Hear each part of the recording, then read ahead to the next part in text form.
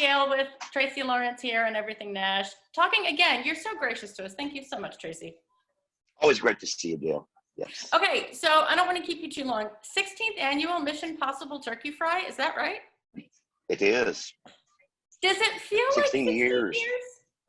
You know, not really. You know, it's been such a great experience along the way, and as we've overcome the obstacles and, you know, kind of got to the place we're at now, we're really a well-oiled machine. We finally got a full functioning committee in place. You know, we've got our own 501c3, and so all those things have made a huge difference in really getting us where we are. So every step that we've overcome, moving us to a better place, has made us even stronger. And I think the innovation and the growth and adding new people all the time and getting more organized and getting more structured like a real corporation has continued to help us grow and stay excited about what we're doing. At least it has for me. Which kind of leads me to what I was going to ask you next. Is it hard to stay motivated after 16 years? But the cause is the Nashville Rescue Mission is so important. I don't know if it's hard to stay motivated. It's just things change. And I felt it in other avenues that I've had before. I had a nonprofit back home for about 15 years. And I did a concert, you know, my hometown where I grew up, and we endowed a couple of scholarship funds at different universities. And so we went through that whole process. It seems that in that particular situation, I started losing support of the town. Everybody wanted a free ticket. Nobody wanted to buy the ticket. They wanted to come party and do all the things, but the cause that it was going on was irrelevant to them. When they stopped caring, it made me stop care. And I think that happens in a lot of situations. I saw it happen to Jim Jam with Alabama over the years, where it finally peaked out and it fizzled out, just because it gets hard to get people to participate. I think with our innovation and growth, we have a 5-year plan. There are things that we're doing. We just added a grant writer that we just hired that's going to be going after government grants because we've got our 501c3. We have a strategy of things that we want to do. We added a golf tournament in the spring, and that was a massive success. There are other things locally that I want to do, other organizations that I want to get involved with. So it's pretty much an open palette about where we can take this and what we can do within the community. And that keeps me excited, and I think that keeps the staff engaged, being able to get good quality people on the board and continue to move forward. I mean, basically, we're structured as a corporation with a president, a CEO, and a vice president, treasurer, and all those things.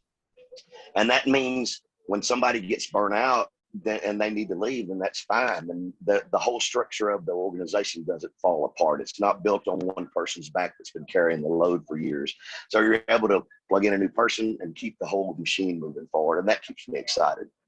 Why the Nashville Rescue Mission? You know, years ago when we started this thing, it was done just as a grassroots awareness campaign. I had no intentions of this thing growing to what it was. It was not my vision. I just saw people in need standing on the street corners that needed help, and I saw the distaste that people had for it, and I thought, you know, there might be a way that we can help change the public perception a little bit and make people realize that you know, there are a lot of different reasons that people fall on homelessness, and it gets demonized, and it gets people look at it with a distaste in their mouth a lot of times, and for good reason. A lot of people are there. They're users. They're lazy. They don't want to go to work. But there are some people that really just need an opportunity to get a helping hand back up. And you know, my philosophy has always been, if you can just save that one, then it's worth it all. And you know, I do get burnt out. It does wear on you after a period of time. But there's still good people that just need a helping hand. There's mothers with kids that don't have any place to go.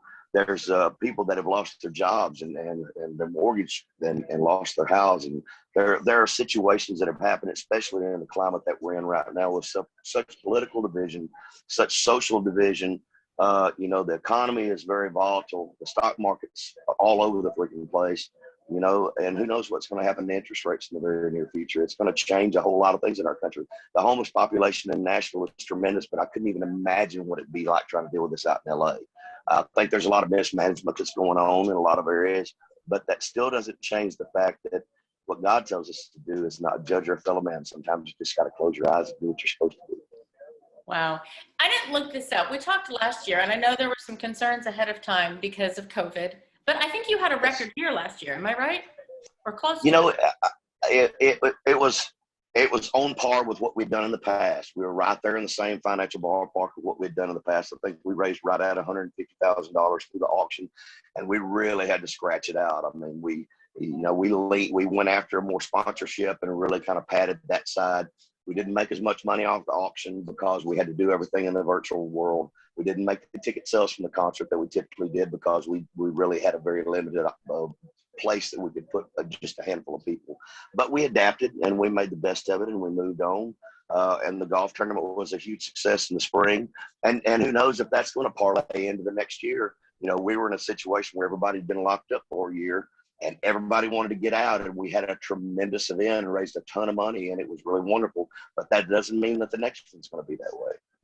And your concert. Okay, if I was going to pick a group of artists, Dustin Lynch, Michael Ray, and Lainey Wilson, I think those are the people I would pick.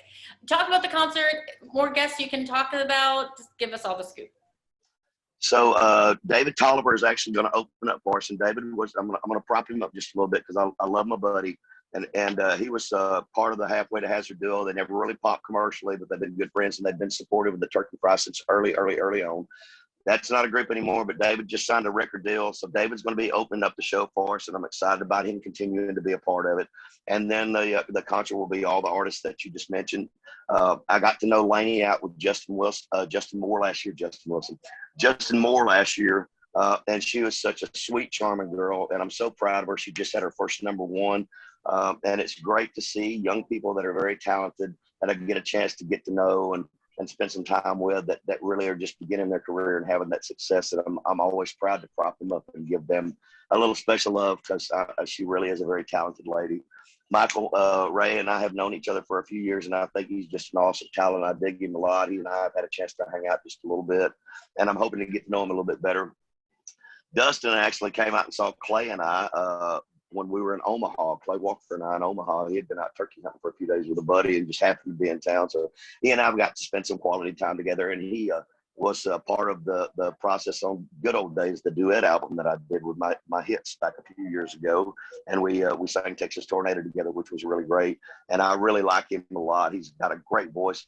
I give him a hard time about the production stuff. I tell him he needs to use a real snare on his songs. You know, we play around with each other, but he's a cool guy, and I really dig him a lot. So there should be good chemistry on stage. It should be really fun, and being able to have a packed house and everything with a lot of fans there to interact with should be really engaging for all of us that night.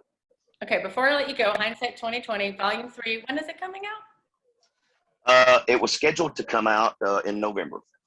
We had a COVID round out here on the road. I had 4 band members, 2 bus drivers, myself, both my kids, pretty much everything. And it spread out over about a 3-week period. So we're behind. I had got the tracks done on everything, but wasn't able to get back in and get vocals done until the end of September. And that pushed our drop date back because we fell out of our slot in the rotation with the distribution company. So right now, Volume 3 is scheduled to come out the 3rd week of January, which breaks my heart because I wanted all of it to happen this year, but that is not gonna happen. But everything is done. I'm proofing mixes right now. I'm in the process of just tweaking out the sequence. It is slated to be turned in the end of this month. I believe the 29th is my deadline. Packaging and everything is in place, so we're almost finished with the production part of it. Okay, and real quick before I let you go, the song "Holes in the Wall" with Tracy Bird. Give me the story behind it. I'm such a big Tracy Bird fan. You can tell him I said that. Awesome. Not really any story behind the song. I mean, that was just one of those songwriter sessions where we're just bouncing ideas around, and it was just a fun little idea. The track's fun. It's just about the whole premise of the song is being a redneck, and you're trying to have a relationship with this girl, and you come home and she's taking everything but the hole in the walls where the pictures were nailed up, and you're redecorating. Of course, you put your deer head back up and your big screen TV, and as you're sitting there contemplating all of it and having a drink and smoking a cigarette in the house, which you never were allowed to do while your girlfriend was there. And so it's just kind of a fun little up-tempo thing. Well, I love it. That's a dream. And Bird, I love Tracy. He and I always enjoy working together, and he's been one of my best friends in the industry for a long time, and I'm glad to see he's back out touring and stuff again. And just being able to share a moment on a record with my friend has been pretty awesome. Well, it's the perfect collaboration in my opinion. Good to see you, my friend. I'm not going to keep you any longer. Thank you so But much. I love talking to you. So anytime. Thank you very much. Have a great day.